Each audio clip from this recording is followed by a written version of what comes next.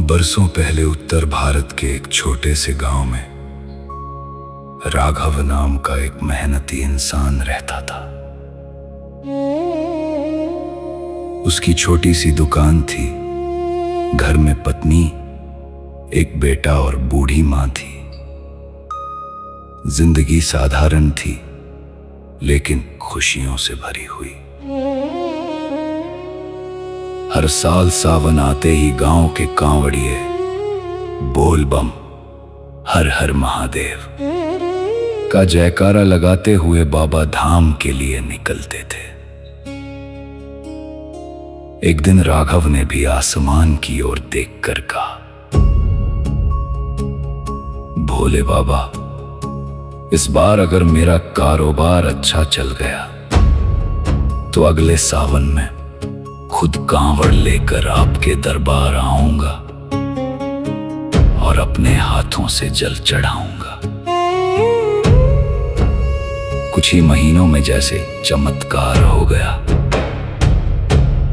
उसकी दुकान चल निकली, घर में खुशियां लौट आईं, पैसों की कोई कमी नहीं रही।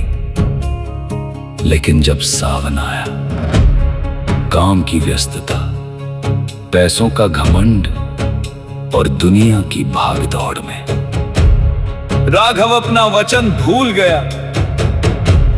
उसने सोचा, बाबा तो हर जगह हैं, अगले साल चला जाऊंगा। लेकिन अगले साल भी नहीं गया और फिर एक दिन सब कुछ बदल गया। दुकान में घाटा शुरू हो गया, सामान बिकना बंद हो गया। कर्ज बढ़ता गया, जिस पर भरोसा किया उसी ने धोखा दे दिया। पत्नी भी बेटे को लेकर मायके चली गई। बीमार मां भी दुनिया छोड़कर चली गई। अब राघव बिल्कुल अकेला था। जिस घर में कभी हंसी गूंजती थी, वहां अब सिर्फ सन्नाटा था। वो गलियों में भटकता, कभी मंदिर की सीढ़ियों पर बैठता, कभी भूखा सो जाता। एक रात तेज बारिश हो रही थी। वो एक पुराने शिव मंदिर के बरामदे में बैठा रो रहा था। तभी मंदिर के अंदर से कांवड़ियों का भजन सुनाई दिया। चलो बुलावा आया है, बाबा ने बुलाया है।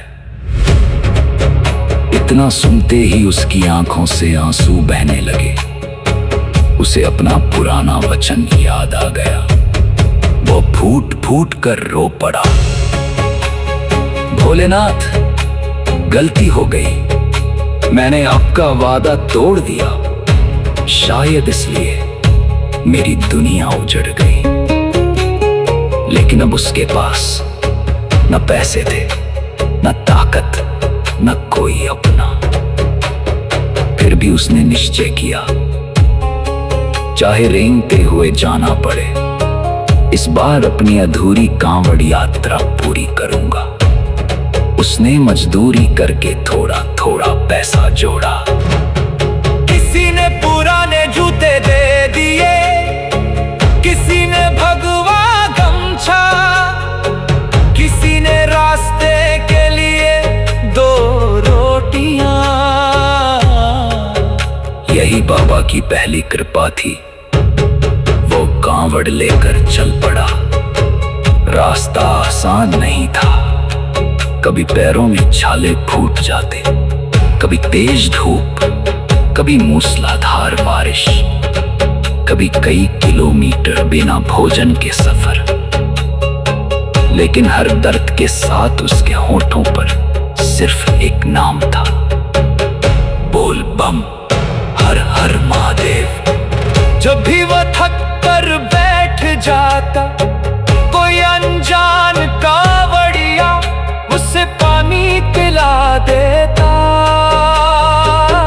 कोई दवा लगा देता, कोई कहता चल भाई, बाबा सब देख रहे हैं। राघव समझ गया ये सब बाबा ही अलग अलग रूपों में उसके साथ चल रहे हैं।